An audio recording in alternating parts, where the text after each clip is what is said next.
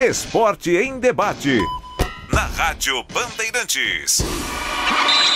Giro dos Clubes, no Esporte em Debate.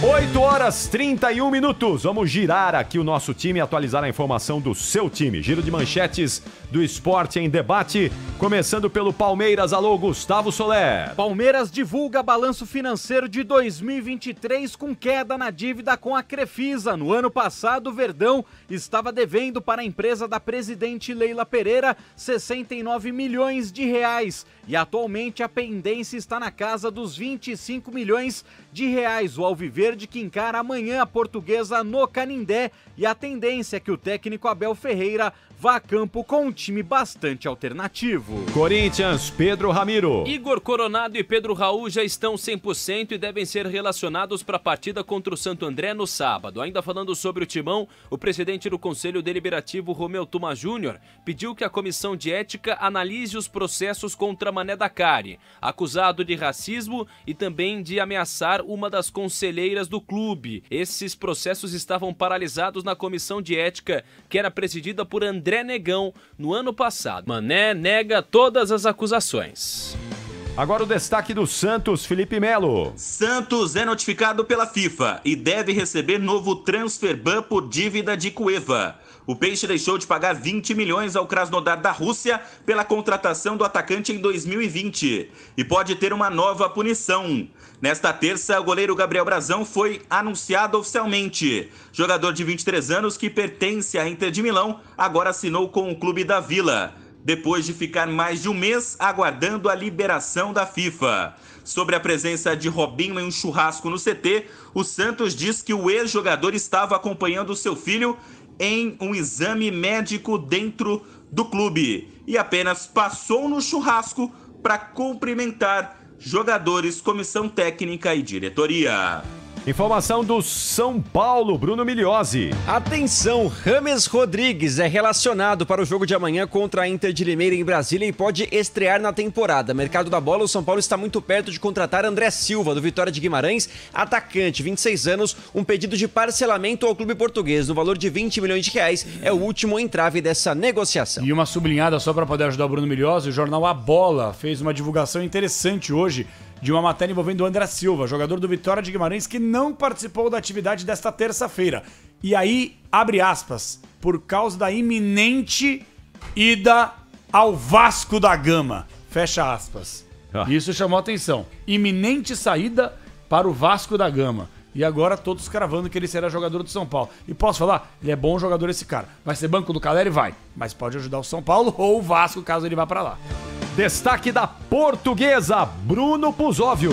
Dúvidas na escalação para o jogo contra o Palmeiras. O volante Zé Ricardo, que sofreu uma lesão na coxa, e o atacante Krigor, com entorse no tornozelo, trabalham para se recuperar o mais rápido possível para o jogo de amanhã. Além dos jogadores, a Lusa não contará com o técnico Pintado, que foi expulso na última partida por chutar o microfone. Quem comanda a equipe será o ex-volante Fabinho, que teve passagens por Corinthians, Santos e Cruzeiro nos anos 2000.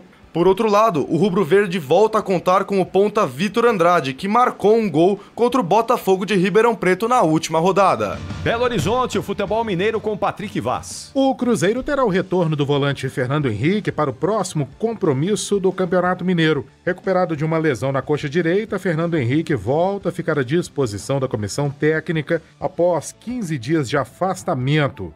Agora o atleta vive a expectativa de estrear na temporada sob o comando do argentino Nicolás Larcamón. Isso porque antes da lesão, Fernando Henrique chegou a ser relacionado para os jogos contra o Vila Nova, Atlético e Galo, mas não entrou em campo nessas partidas. Rio de Janeiro, futebol carioca, Guilherme Faria. O volante Gerson do Flamengo vai passar por cirurgia na próxima sexta-feira. O jogador foi internado em um hospital da Zona Oeste do Rio no último dia 18, após sentir fortes dores abdominais, e desfalcou o rubro-negro nos 2 últimos jogos, contra a Boa Vista e Fluminense. Gerson vai ser submetido a um procedimento cirúrgico para corrigir o estreitamento do ureter do rim esquerdo. A cirurgia vai ser realizada pelo médico Renato Muglia, no Hospital Copa Star, na Zona Sul do Rio. O clube não divulgou o tempo estimado de recuperação do jogador, capitão do Flamengo, com Tite. Vamos a Porto Alegre, da Rádio Bandeirantes de Porto Alegre, a informação do futebol gaúcho, Leonardo Moll. O Grêmio que chegou em um acordo na tarde desta terça-feira com o centroavante Jardiel.